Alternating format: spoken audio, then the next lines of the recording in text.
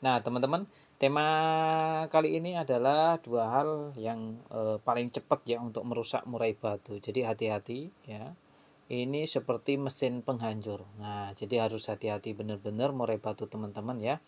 Karena murai batu yang sudah rusak itu untuk kembali ke titik default awal lagi itu susah, bahkan cenderung tidak bisa untuk kembali 100%. Seandainya bisa kembali itu paling hanya 70% saja, teman-teman.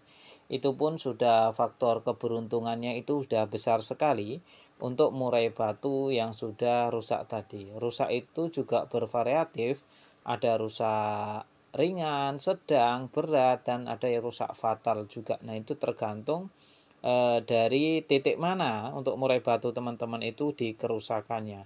Jadi untuk murai batu sebaiknya juga harus dirawat dengan betul.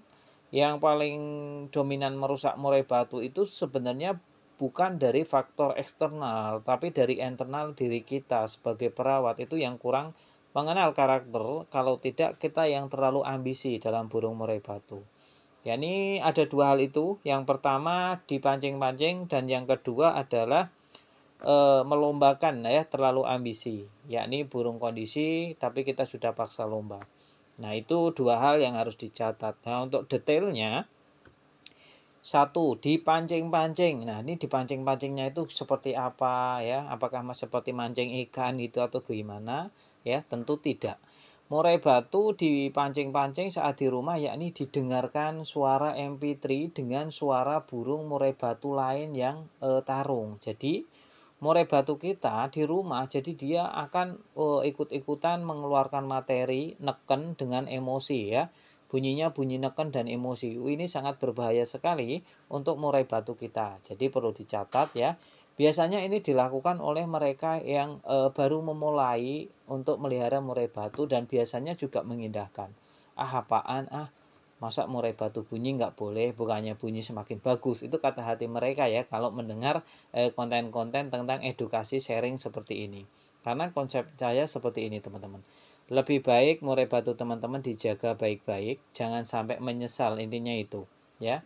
Tentu para senior yang mau sharing seperti ini dia pernah berpengalaman yang kurang baik, mungkin karena satu, penasaran apakah benar untuk pancing-pancingan itu merusak murai batu lantas mencobanya.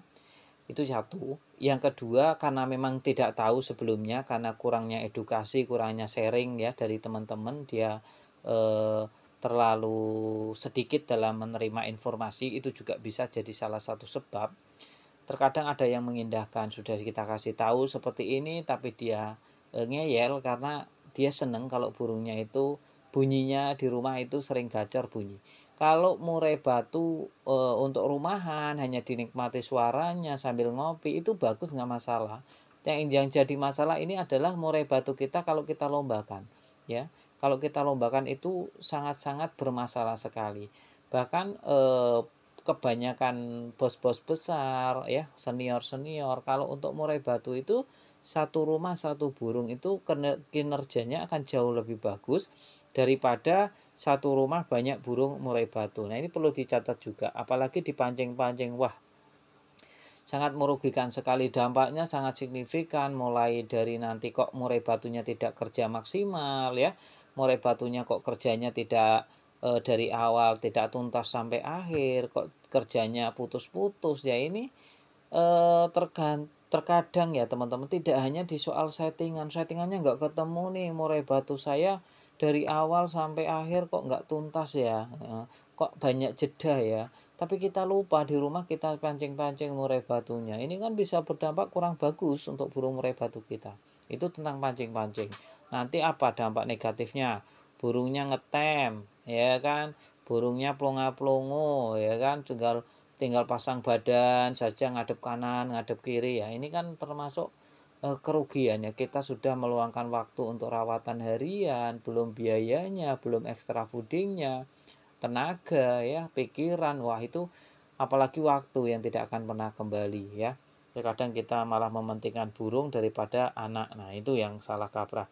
Itu yang pertama. Yang kedua, melombakan burung yang kondisi. Jadi burung ini belum 100% kondisi sudah kita paksa lomba. Nah, ini bisa berdampak domino ya, sangat signifikan sekali merembet kemana-mana.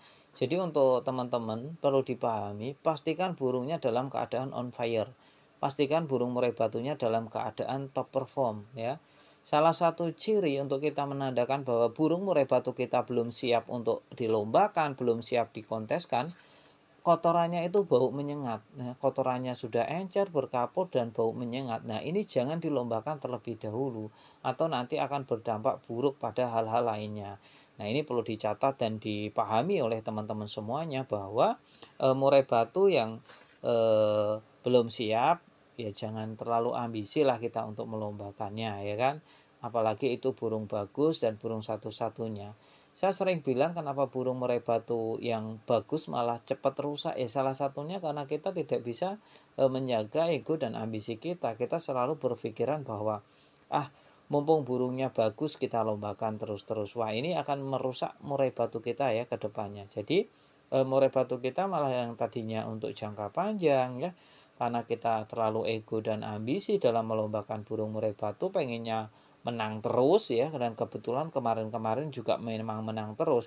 Cuma belum tahu hari apesnya kita ya, kadang kita apes ternyata waktu kita lombakan burungnya jatuh bulu karena terlalu sering digeber untuk lombanya, tidak tahu aturan dan waktu, akhirnya burungnya drop, mentalnya kena. Wah, ini untuk mengkondisikan burung yang memang seperti ini itu sangat sulit sekali ya.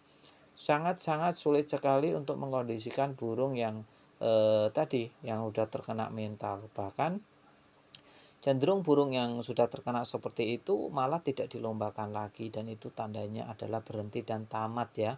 Sangat-sangat disayangkan sekali. Itu hanya gara-gara kadang kita penasaran, kadang kurangnya edukasi, ya kadang kita tidak percaya dengan sharingan atau pengalaman teman-teman ya.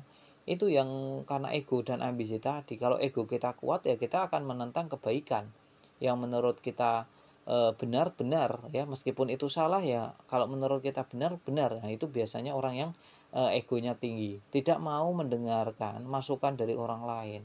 Padahal masukan dari orang lain itu bagus dan membangun. Contohnya, kamu jangan dilombakan terus-menerus, muraimu jangan dilombakan setiap minggu. Hari ini kamu juara, sekarang juara, tapi tidak tahu ke depan saat sudah ganti bulu. Nah, ini sangat-sangat sekali berisiko ya. Kalau saya sharing seperti ini karena saya tahu harga murai batu yang bagus itu tidaklah murah. Seandainya mau mencetak sendiri dari loloh itu pun butuh proses paling enggak 1 tahun untuk memperoleh burung juara prestasi di latpres atau latberan di pinggiran. Jadi kalau prosesnya saja membutuhkan waktu lama, biaya, tenaga, pikiran, masa iya teman-teman cuma gara-gara penasaran dan tidak mendengarkan saran orang lain yang membangun, murai teman-teman jadi hancur. Itulah penghancur burung murai batu yang paling dominan ya. Ada 2 perlu dicatat. Sampai di sini dulu, kita masuk ke penutup ya teman-teman ya.